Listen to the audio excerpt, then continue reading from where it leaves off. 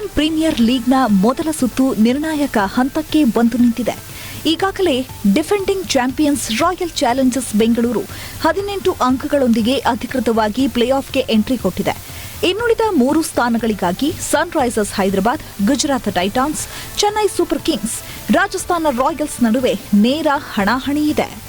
ಆದರೆ ಇವತ್ತು ನಡೆಯಲಿರುವ ಚೆನ್ನೈ ಸೂಪರ್ ಕಿಂಗ್ಸ್ ಮತ್ತು ಸನ್ರೈಸರ್ಸ್ ಹೈದರಾಬಾದ್ ನಡುವಿನ ಪಂದ್ಯವು ಇಡೀ ಟೂರ್ನಿಯ ಚಿತ್ರಣವನ್ನೇ ಬದಲಿಸಲಿದೆ.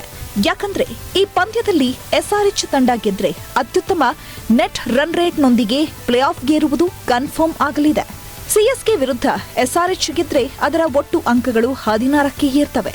ಪ್ರಸ್ತುತ ಸನ್ರೈಸರ್ಸ್ ಹೈದರಾಬಾದ್ ತಂಡವು +0.331 ರಷ್ಟು ಅತ್ಯುತ್ತಮ ನೆಟ್ ರನ್ ರೇಟ್ ಹೊಂದಿದೆ. ಹೀಗಾಗಿ 16 ಅಂಕ ತಲುಪುತ್ತಿದ್ದಂತೆ ಎಸ್ಆರ್ಎಚ್ ತಂಡಕ್ಕೆ ಪ್ಲೇಆಫ್ ಟಿಕೆಟ್ ಖಚಿತಪಡಿಸುತ್ತೆ. ಗುಜರಾತ್ ಟೈಟಾನ್ಸ್ ಈಗಾಗಲೇ 16 ಅಂಕಗಳನ್ನು ಗಳಿಸಿದ್ರೂ ಇನ್ನೂ ಕೂಡ ಅಧಿಕೃತವಾಗಿ ಕ್ವಾಲಿಫೈ ಆಗಿಲ್ಲ. ಆದರೆ ಸಿಎಸ್ಕೆ ವಿರುದ್ಧ ಎಸ್ಆರ್ಎಚ್ ಗೆದ್ದರೆ ಚೆನ್ನೈ ಸೂಪರ್ ಕಿಂಗ್ಸ್ ತಂಡದ ಗರಿಷ್ಠ ಅಂಕಗಳ ಮಿತಿ 14ರಲ್ಲೇ ಉಳಿಯಲಿದೆ.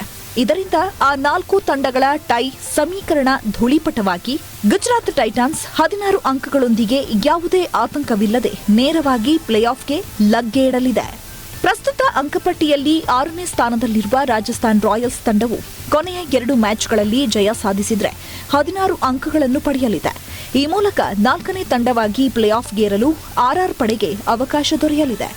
ಇತ್ತ ಸಿಎಸ್ಕೆ ವಿರುದ್ಧ ಎಸ್ಆರ್ಎಚ್ ಗೆದ್ದ ಬಳಿಕ ಆರ್ಆರ್ ತಂಡ ಒಂದು ಮ್ಯಾಚ್ನಲ್ಲಿ ಸೋತರೆ ಪಂಜಾಬ್ ಕಿಂಗ್ಸ್ ಹಾಗೂ ಕೋಲ್ಕತಾ ನೈಟ್ ರೈಡರ್ಸ್ ತಂಡಗಳಿಗೆ 15 ಅಂಕಗಳೊಂದಿಗೆ ಪ್ಲೇಆಫ್ಗೇರಲು ಅವಕಾಶ ಸಿಗಲಿದೆ. ಹೀಗಾಗಿ ಮುಂಬರುವ ಪಂದ್ಯಗಳ ಫಲಿತಾಂಶಗಳು ಆರ್ಆರ್, ಪಂಜಾಬ್ ಕಿಂಗ್ಸ್ ಹಾಗೂ ಕೆಕೆಆರ್ಗೆ ನಿರ್ಣಾಯಕ. ಮತ್ತಷ್ಟು ಸುದ್ದಿಗಳಿಗಾಗಿ ನೋಡ್ತಾ ಇರಿ ಪಬ್ಲಿಕ್ ನ್ಯೂಸ್ 24x7. ಇದು ಸತ್ಯದ ಧ್ವನಿ.